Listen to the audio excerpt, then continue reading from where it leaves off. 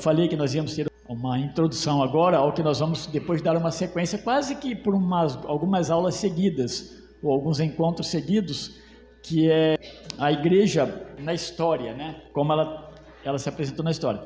A gente já viu algumas coisas e a gente quer aproveitar isso, porque nós estamos falando de igreja, de eclesiologia, né? Dentro de eclesiologia, esse negócio é muito amplo, mas eu estou usando a expressão eclesiologia, mas querendo olhar para a igreja, e de uma forma até especial a igreja local.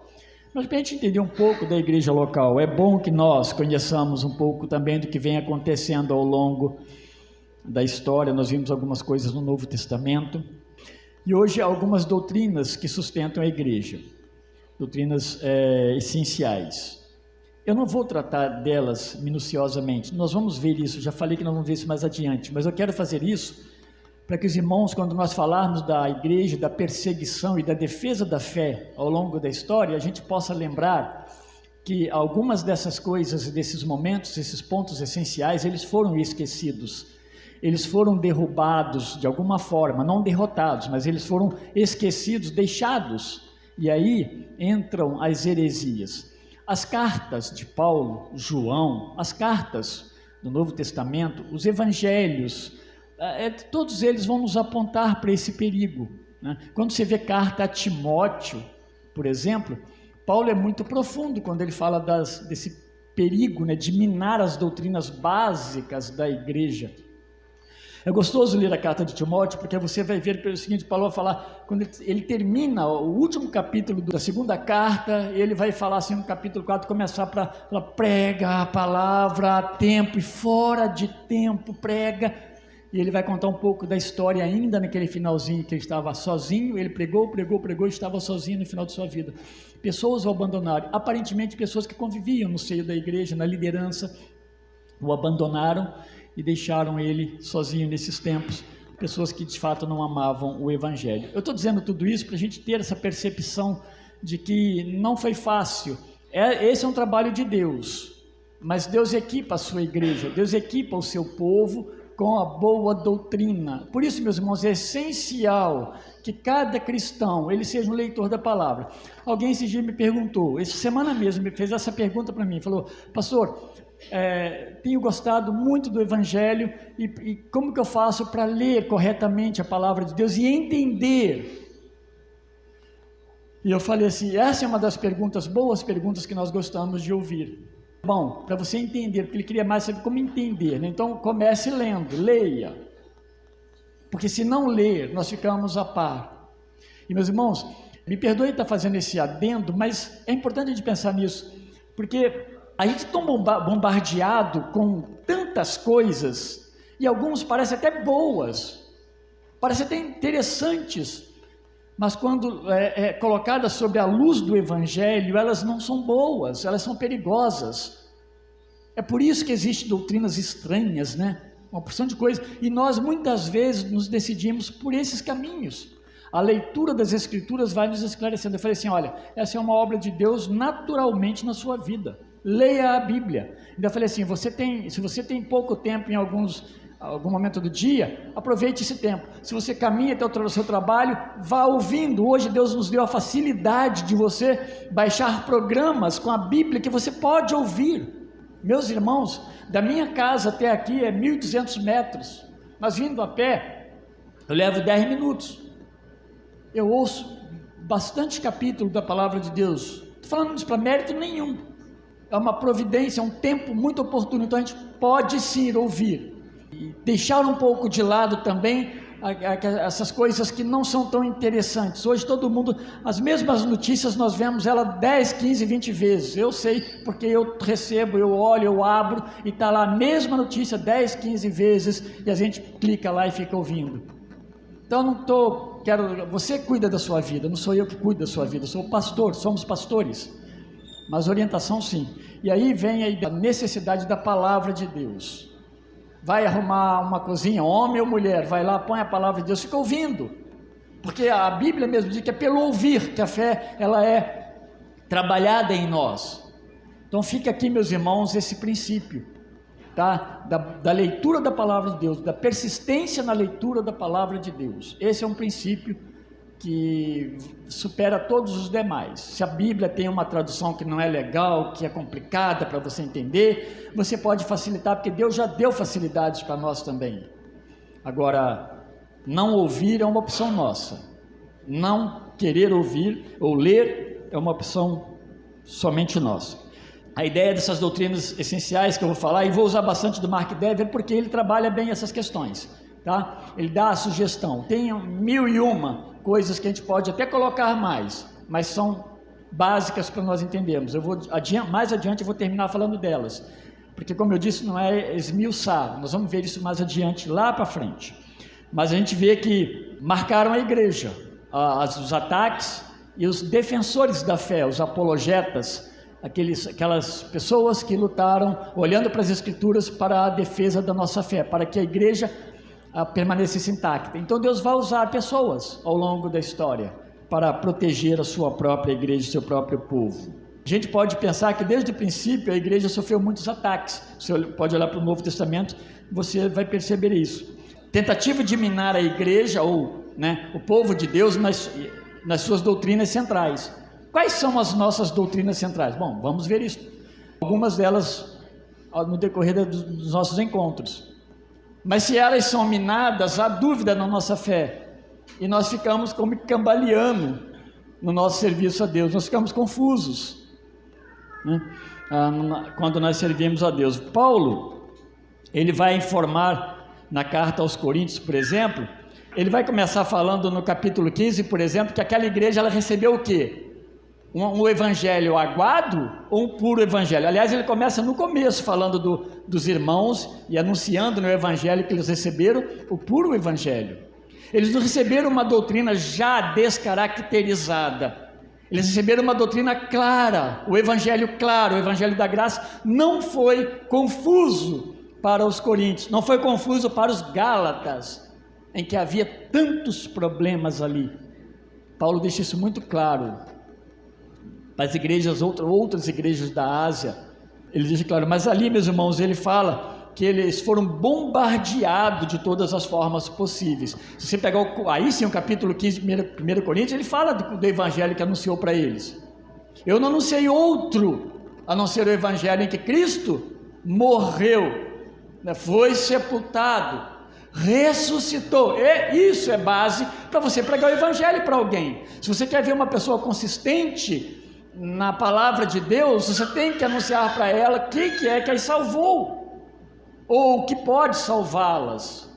Eu vou ler depois um trecho de igreja intencional aqui, principalmente na parte do evangelismo, que o Mark Dever diz, é interessante, ele escreveu bastante sobre isso, então há uma riqueza. Só do Mark Dever nós temos bastante material, e de outros autores, bons autores também temos. Mas naquela igreja então, ou naquelas igrejas não podemos falar, ele escreve para os coríntios, mas nas igrejas, muitas delas havia o que? Heresias.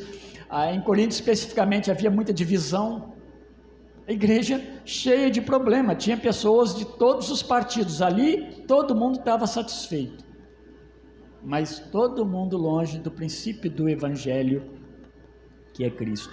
Haviam desvios, partidarismo, como eu disse, incesto dentro da igreja, pelejas judiciais, mas é muito fácil nós imaginarmos isso tudo. Percebam isso. Por que essas coisas acontecem? Basicamente porque há um vazio, um buraco ali nas doutrinas. Alguma coisa está acontecendo, ou não há liderança para ajudar, não há pastores, ou os pastores estão ensinando errado, as pessoas estão criando métodos. Alguma coisa está acontecendo e a igreja vai declinando. Tudo que você pudesse imaginar, aquela igreja nos traz exemplo, e muitos exemplos negativos, mas para a gente também aprender. A própria ceia do Senhor, a prática era errada. Pega o capítulo 11. Paulo, eu não vos louvo, no verso 17, eu não vos louvo por isso, não há alegria, não há como ter palma pela condução de vocês no culto a Deus. Tá. E aí havia um orgulho exacerbado, não sei se pode falar isso para orgulho, mas um orgulho naquela igreja, principalmente na manifestação dos dons espirituais. Isso é só para a gente perceber que já no começo da igreja, nós estamos falando dos anos 50 e poucos, depois de Cristo, e se quiser colocar data certinha, 20 anos depois que o evangelho se estabeleceu, a boa nova chegou. Agora estamos falando desses problemas que existiam. E Paulo ele vai falar no 15:12 assim: como alguns de vocês, olha os problemas que existiam, né? Como alguns de vocês estão dizendo que não existe a ressurreição dos mortos. Poxa, era um problema doutrinário básico. Mas isso era possível? É sim. Nos nossos dias isso acontece. Nós temos pregações que não consideram a ressurreição de Jesus Cristo. E, portanto, né, é uma dificuldade para lidar com a ressurreição nossa, dos mortos. E como que a igreja subsistiu nesses ataques? É uma pergunta que a gente deve fazer. Como que a igreja sobreviveu? Como que a igreja não acabou se hoje é tão fácil alguma coisa começar e ela é tão bombardeada que ela acaba? E a igreja permanece firme e consistente. Obviamente que Deus é por sua igreja, né? Agora, meus irmãos, vocês percebem como que uma igreja sofre quando ela também sofre influência e desvio doutrinário? É trágico. Eu posso falar como pastor tranquilamente. Já presenciei e convivi com situações assim. E tudo isso está nas bases. Os ensinos não são bons. Os ensinos não são, melhor assim, bíblicos. E vale aqui, meus irmãos, chamar atenção para isso.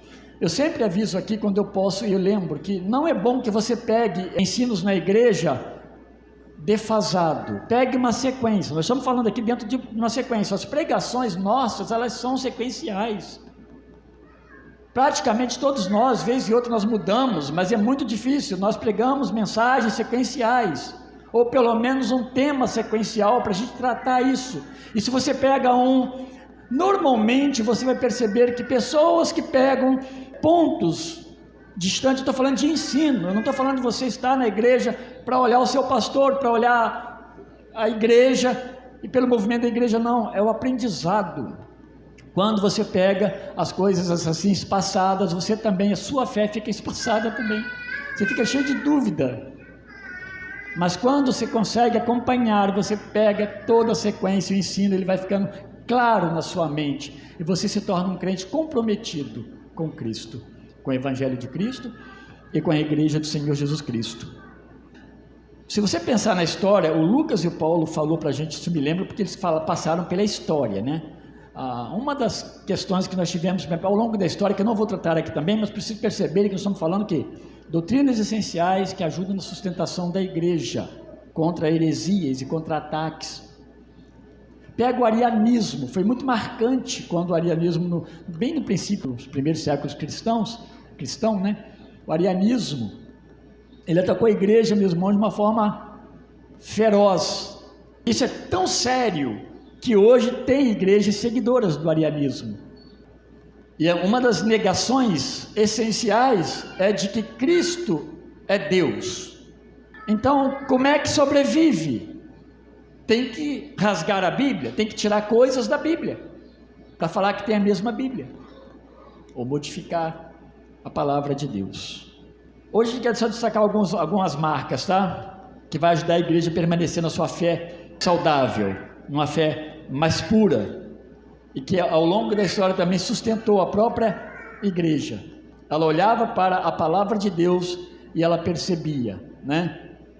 Pessoas que tentaram criar um evangelho paralelo, criar um ensino que distorce a palavra de Deus, eles foram combatidos. Por exemplo, os problemas de desvio, né, da igreja romana, e era a igreja, né, que vinha na época, não existia uma outra igreja, eles vão chegar ao fim, essas heresias, esses problemas, justamente quando choca com a reforma, em 1517, basicamente, ela não começou em 1517, as pré-reformas, tudo é uma continuação.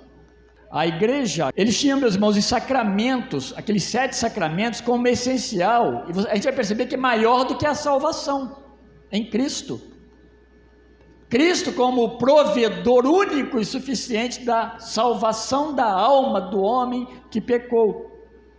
Essa é uma providência de Deus, mas foi se ensinando, e um desvio doutrinário foi caminhando para a prática de que se não guardar os sacramentos, a pessoa não é salva. Claro mesmo, pode ter uma série de situações aí, mas o fim É isso aí.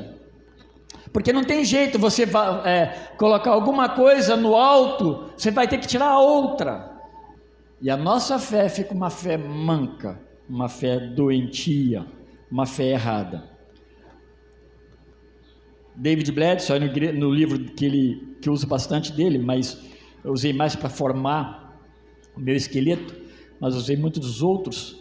Ele vai dizer no livro Igreja Regenerada, ele afirma o seguinte, que aquilo que a igreja crê, olha só, aquilo que a igreja crê determina suas práticas. E as suas práticas revelam o que ela crê. É claro, né? É óbvio. Aquilo que a igreja crê vai determinar suas práticas. Então eu vou praticar o que eu creio, né? E as práticas minhas vai mostrar para todo mundo o que eu creio. Então é muito fácil, às vezes, você chegar em alguma igreja, e aqui eu não estou apontando nenhuma, não me vem à mente, nem quero que venha, mas chegar numa igreja e, pum, você fazer as conexões na hora, falou, opa, tem coisas erradas, ou que bom que isso é assim, porque você começa a conectar com a palavra de Deus, você está conhecendo, você tem aprendido sobre isso, tá?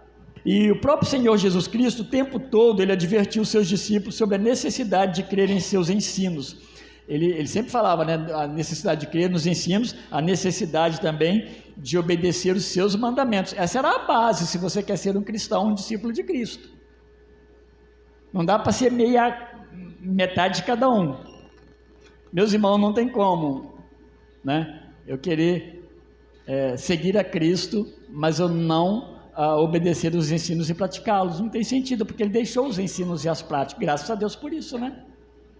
É isso que fortalece a igreja. Lá em Mateus capítulo 7, do verso 24 a 29, eu não vou ler, né, o texto, mas só para vocês lembrarem, ele vai falar contar aquela história do homem sábio, aquele homem prudente construiu a casa sobre uma rocha, né? E ali a ideia é que você ouve a palavra e pratica a palavra. Então ouvir a palavra e praticar a palavra é comparado ao homem prudente que edificou a sua casa sobre uma rocha. E edificar a casa sobre a rocha é a ideia de quê? Casa fraca? Casa frágil ou uma casa resistente? Uma casa resistente. É essa a ideia que nós temos que ter. Quando nós falamos de evangelho, de doutrinas essenciais, de igreja forte, a igreja precisa estar sobre o evangelho no sentido de, não acima do evangelho, mas sobre o evangelho no sentido de bem edificado. Verdade sobre Cristo. Tá? E é bem possível que ali em 1 Coríntios 3,10, o apóstolo Paulo, ele tivesse isso em mente, quando ele diz que nós devemos ser cuidadosos com a maneira que construímos sobre o fundamento do evangelho. Observar, saber e fazer corretamente. E antes de falar das ideias, né, sugestões de Mark Dever, vou lembrar um texto aqui de Paulo. Paulo disse isso, ele disse para Timóteo, ele advertiu Timóteo: atente bem para a sua própria vida. E ele fala mais assim, e para a doutrina. Se vocês lerem as cartas, vão perceber, Timóteo, ele estava aparentemente como que no meio de lobos. A igreja primitiva, meus irmãos, a igreja lá do princípio, ela sofreu muito. Aqueles homens tiveram que estar muito bem preparados, louvado seja Deus por isso, porque era muito difícil. As heresias, elas vinham de todos os lados, vinham na horizontal, elas vinham por cima, elas vinham por baixo, elas vinham de todo jeito, e elas tentavam minar a fé daquelas igrejas. Daí Paulo vai falar para Tito: estabelece presbíteros. Ele vai falar para Timóteo, ele vai falar para todas as igrejas: tenha presbítero. Presbítero não é salvador da pátria, mas aí entram as qualificações. Precisavam ser homens que amassem a palavra de Deus, amassem a Deus, fossem discípulos de Deus, porque ajudassem a igreja na defesa da fé. Claro, meus irmãos, que não vai ter nenhum presbítero com você na sua semana ali do seu lado: olha, toma cuidado com isso, não, isso aqui não. Porque hoje existe igreja A gente sabe de igreja, tá? Eu sei de igreja que as pessoas não tomam decisão nenhuma se o pastor não decidir. Pastor, eu estou comprando um carro, posso comprar? Oh, pelo amor de Deus, né? Ah, vou comprar uma casa, posso comprar? Eu acho que vale conselhos? Vale, claro que vale. Isso não está, mas decidir por você, não. E aí vale para tudo. Você decide quantas coisas no seu dia, né? E quem você vai recorrer no seu dia a dia? Deverá ser isso aqui, ó, a palavra de Deus. Então, o que precisa estar presente nas práticas para estabelecer a sã doutrina de uma igreja, né? A gente está falando de igreja saudável, de maneira que ajude essa igreja a perseverar e a lutar bem, né? Contra as heresias que todo momento estão tentando adentrar a igreja. A gente vai aprendendo a perceber como que às vezes as heresias vêm. Às vezes as heresias vêm porque quando nós discipulamos pessoas para a membresia, nós não nos importamos muito com elas, nós copiamos daqueles que fazem, você quer ser membro dessa igreja hoje? É uma confusão, um salame, é uma salada, né? Doutrinária, e a gente estava meio que nesse caminho muitas vezes. Não que nós não cuidávamos por algum tempo, mas as pessoas vinham e por falta de uma percepção clara, nossa e delas, e elas chegassem numa conclusão que precisava mudar alguma coisa, sabe o que acontecia? As pessoas entravam na igreja e elas traziam as suas doutrinas. Então, nessa igreja que eu estou, eu gosto disso, disso, disso, por isso eu estou aqui, mas disso, disso, disso, disso eu não gosto, eu não aceito, eu não concordo. O que vai acontecer com o tempo? Ela não subsiste. Ela não subsiste. Por erro de quem? Claro que se as pessoas estão erradas, sim, estou falando de erros doutrinários, mas seus líderes também. O Mark Dever vai dar algumas sugestões com as quais nós concordamos, usamos bastante o material dele, mas outros autores vão pelo mesmo caminho, e a ideia bíblica nos fortalece nisso também, que ele põe, por exemplo, quando se fala de primeira marca, ele vai colocar o que? Mark Dever é um dos autores desse livro, Igreja Intencional, prefácio de A. Carson, mas é ele e Paul Alexander. Mas ele escreveu outros livros, e é pastor de uma igreja batista, Capitol Hill, Estados Unidos. Tem sido um bom exemplo, como tantos outros líderes e pastores que nós temos sido abençoados por eles. Mas, meus irmãos, de nada valeria se a palavra de Deus realmente não atestasse essas coisas, né? E ele fala que a pregação expositiva é a primeira marca. Portanto, se você está num lugar, né, ou vai numa igreja, se não há pregação expositiva, há uma percepção logo imediata que alguma coisa não está bom.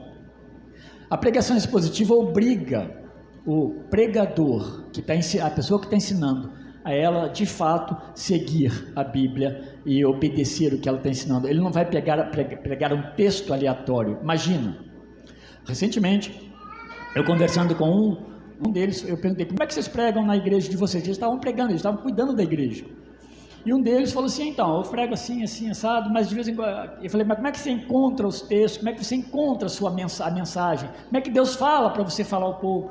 E um deles falou que, de vez em quando também ele vê uns temas muito interessantes assim, ele gosta daquele tema lá e vê que ele lá pode atender a igreja, ele encaixa num texto.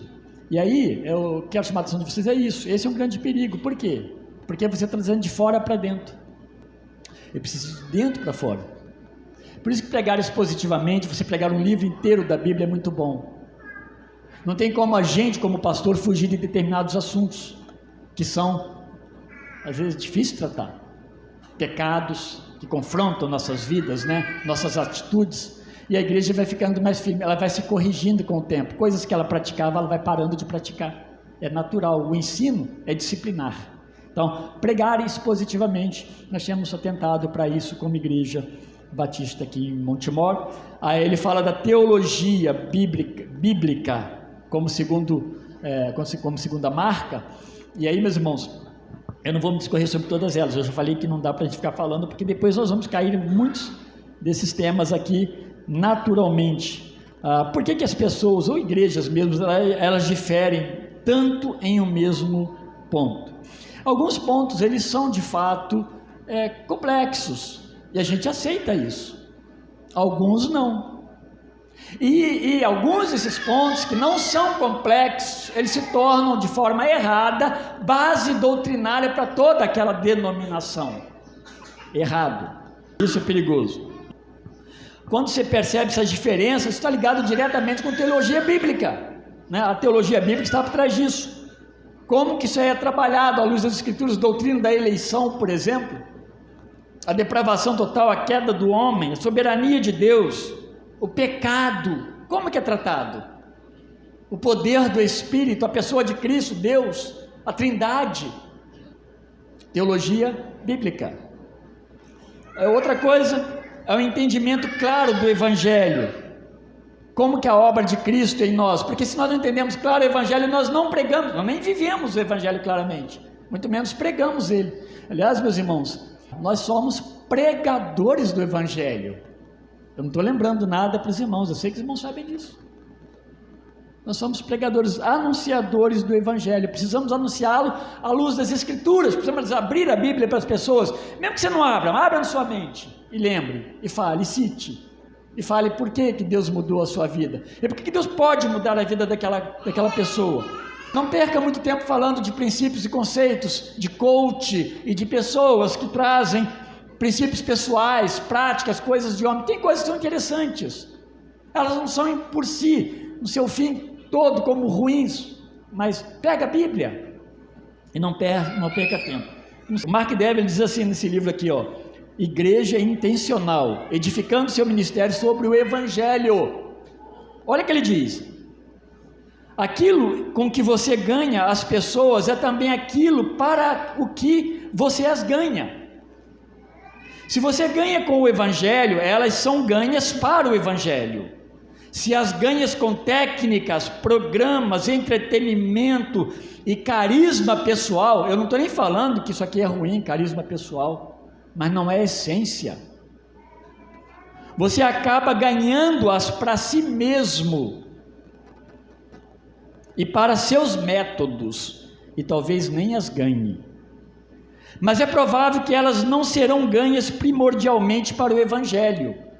Daí ele cita um texto de Paulo, 2 Coríntios 4:5, porque não nos pregamos a nós mesmos, mas nós pregamos a Cristo Jesus como Senhor, e nós mesmos como vossos servos, por amor de Jesus. E ele termina dizendo assim, ó, o Mark Dever: a implicação é esta: uma vez que você tente converter pessoas para o Evangelho, usando técnicas, programas e entretenimento, é provável que as perderá, ou que elas se converterão a você e não a Cristo. O Evangelho de Cristo jamais necessitou de artifícios humanos para produzir conversão na alma. O resultado disso, mais ainda, é justamente uma doutrina desequilibrada na mente daquela pessoa. Ela vai olhar muito para você, porque você falou bastante de você, que você é membro daquela igreja, que não sei o que, que não sei o que, e o dia que você pisar na bola, ela também vai pisar na bola, provavelmente. Então, se você manda a pessoa olhar para Cristo e oriente-a a crer em Cristo. Então, o entendimento claro do Evangelho precisa estar nas bases doutrinárias da igreja, para que a sua membresia ela permaneça firme, consistente. Você precisa saber quem você é, por que você é quem você é como cristão, quem fez isso em você, por que fez, quando fez, o que isso significou para você. Por que você está aqui na igreja? Fazendo o que aqui? Tem que fazer sentido, senão sua vida vai ser uma vida monótona como cristão. Porque não há uma compreensão clara do Evangelho. Outra coisa que ele coloca, talvez o quinto, não quarto, entendimento bíblico de membresia de igreja. Esse é o problema do século, talvez. Tanto faz aqui, ali. Hoje é muito comum, se passa em 10 igrejas, não estou condenando nada disso, porque às vezes se passa justamente porque nós estamos atrás de alguma coisa que Deus possa nos mostrar, que seja claro, que seja óbvio, tá ok. Mas é muito comum as pessoas procurarem, porque na verdade elas talvez não queiram nem nada com Deus, mas querem afagos. Colocamos-nos a uma posição na qual temos de pedir a irmãos e irmãs que se tornem responsáveis por nós, para vivermos de acordo com o que falamos. Pessoas que nos vigiam. mas aqui no bom sentido. Pessoas que nos fortalecem, pessoas que nos corrigem. A igreja precisa corrigir, precisa disciplinar um ao outro. Você precisa falar com o seu irmão com coragem, não é falar assim, eu não falei para não ofender. Isso não é atitude cristã, é anticristã. Então, eu amo meu irmão, ensine ele corretamente, é claro, não as suas, os seus princípios e prerrogativas, mas Bíblia. Meu irmão, está errado, está pecando contra Deus, peça perdão a Deus, corrija diante do Senhor e acerte-se. Essa igreja, ela é saudável. Essa igreja está aprendendo a servir a Deus corretamente. Uma outra marca que ele fala, assim, a quinta, é a disciplina bíblica. Ora, as igrejas são exageradas na disciplina, e eles criam um modelo de disciplina, aí entra costumes, uma porção de coisa. Ora, o amor cobre todos os pecados, o amor nosso. Está errado. A disciplina bíblica já diz, ela é bíblica. A disciplina edifica a igreja, a disciplina enriquece a igreja, a disciplina protege a igreja, a disciplina protege aquele que é disciplinado. Tudo indica que lá em Coríntios, no capítulo 5, aquele homem que foi disciplinado, aquele rapaz, talvez um moço, não sabemos ao certo a idade dele, mas ele depois volta. Mas a disciplina foi pesada, ele foi desligado, ele foi cortado, foi cirúrgica a disciplina. Ele recebeu disciplina formativa, por certo recebeu. Depois teve cirúrgica, porque ele não se arrependeu. Mas a disciplina, em todas as suas formas, ela edifica a igreja. E submeter-se à disciplina é um tipo de humildade, que nós temos como servos, desenvolvemos como servos, Deus desenvolve em nós como servos de Deus. A igreja que não se importa com a disciplina bíblica, ela corre o risco de conformar-se com o mundo, porque não há disciplina, então o pecado tanto faz, tornando-se semelhante aos incrédulos, sem mais nenhum atrativo para eles. Pensou nisso já? Eu penso bastante. Eu não estou falando só de disciplina, é todo o conjunto, pregação expositiva, conversão, evangelização, entendimento, claro. Mas a disciplina, meus irmãos, que corrige a igreja, se ela não acontece, nós nos tornamos como incrédulos. E sabe de uma coisa? O incrédulo olha para cá e fala, fazer o que naquela comunidade? Eles são muito legais, são pessoas muito jóias. Mas tanto faz, olha, eu conheço lá uns... Começa a falar uma coisinha que a gente não quer ouvir, Às vezes, primeiro as pessoas não confessam seus pecados, Elas escondem seus pecados, e às vezes é conhecido de alguém, não da igreja. Às vezes elas não falam com Deus, não se importam, porque elas entendem Deus errado. Às vezes Deus é um Deus distante, um Deus pequeno para ela. É assim mesmo a interpretação. Deus não é tão grande que possa solucionar. Os problemas que surgem na família não é solucionado biblicamente, porque não compreende que Deus é suficiente para curar e cuidar, e para tratar todos os problemas. É a forma como se entende Deus. Provavelmente vai levar a igreja a praticar ou não a disciplina bíblica corretamente. É redundante, falar disciplina bíblica correta, mas fazer isso de uma forma bíblica. Ele fala de discipulado. Isso aqui é fundamental, meus irmãos, porque esse é o processo de preparação, de formação espiritual da igreja, de todos que chegam à igreja, dos que vão ser batizados, os novos membros, que às vezes alguns vêm bem já com a boa carga, boa mesmo, carga de conhecimento e entendimento, outros não, outros vêm com muito longo tempo, mas confusão. O discipulado vai trabalhar. Esses dias eu falei assim, Deus, dá um discipulador lá na igreja, estou precisando, tem pessoas para ser discipuladas. Então se você quiser me ajudar a discipular, é bem tranquilo fazer esse trabalho, me procure, que tem gente para ser discipulado, porque não dá tempo de fazer. E às vezes só discipular aqui é um formato de discipulado, mas há casos que nós precisamos estar na casa dos irmãos, e você está pronto para discipular. E eu não quero dizer para você que você tem que ter todo o conhecimento teológico do mundo, mas desejar fazer isso, amar a Deus, entender que ser um discípulo de Cristo é de fato servi-lo, entregar-se à sua vontade. Isso talvez seja até suficiente para se começar. porque tem pessoas pedindo para serem ensinadas. E não adianta, nós podemos ser 6 pastores presbíteros aqui na igreja, nós não conseguimos dar conta, até pelos afazeres de cada um. A igreja precisa discipular. O discipulado, ele produz crescimento na fé, ele amadurece, sai do verde, vai para o maduro. E aí, meus irmãos, dá um crescimento numérico consistente. Não vai haver aquele problema lá de Corinto, divisão, eu sou de Paulo, eu sou de Apolo, eu sou de Cristo, eu sou de Pedro. E vai saber se não teve outros, que nem foi relatado aqui. Mas a igreja está consistente, porque ela é de Cristo. Até os que são de Cristo, que falam que são de Cristo, que são vaidosos, orgulhosos. Eu sou melhor porque eu sou de Cristo, eu não sou de Paulo nem de Apolo. Aquele orgulho errado, né? Outra coisa, além do discipulado, é liderança bíblica na igreja. A liderança também, ela vai trabalhar na proteção de si mesmo, dos líderes, e ela protege também a igreja, meus irmãos, uma boa liderança. É para isso que tem. Não adianta a igreja ter 5, 6 pessoas que lutam entre si, brigam. Não. Pessoas que amam a Deus e elas concordemente, no sentido de cuidar da igreja, elas ministram à igreja a palavra de Deus. Há um consenso, há um amor, há um cuidado, mas cuidam de si também, uns dos outros. Nós nos afiamos, nós temos que ter a percepção de quando um de nós não estamos bem, estamos com possíveis perigos, nós nos ajudamos. Imagine um pastor sozinho, imaginem 2 pastores que não se conversam,